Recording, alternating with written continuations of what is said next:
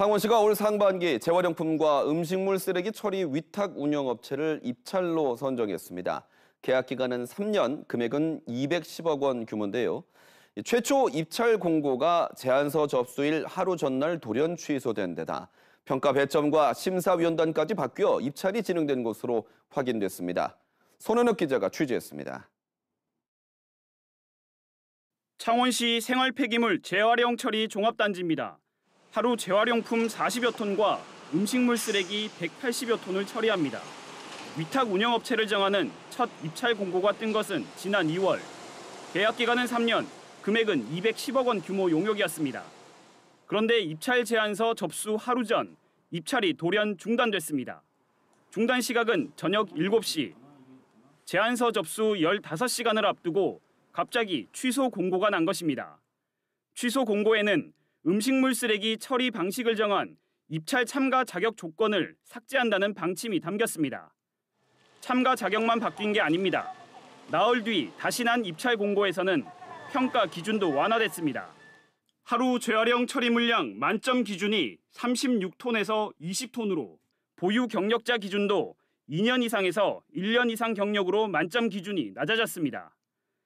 재활용 선별률 기술 능력은 만점 기준이 60%에서 50%가 됐습니다.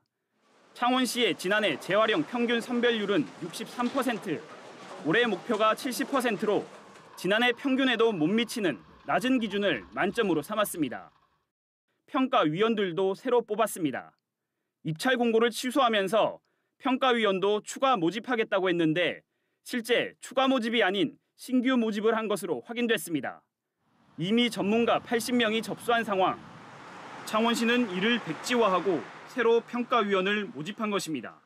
거기에서 더 추가를 하게 되면 또 100명이 더 줄일 수 있으냐. 그분들 거의 다 섞어서 이렇게 맞을 수도 있는 거지. 관련 업계에서는 이례적인 사례라고 입을 모았습니다.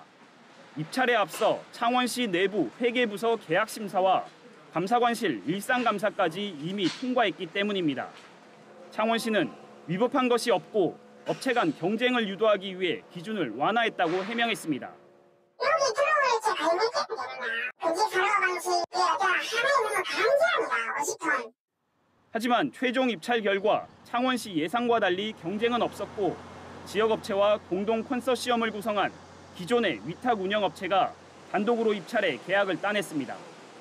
최종 금액은 입찰 예정가의 95% 수준, 3년 전 낙찰가 84% 수준에 비해 10%포인트 이상 늘었습니다.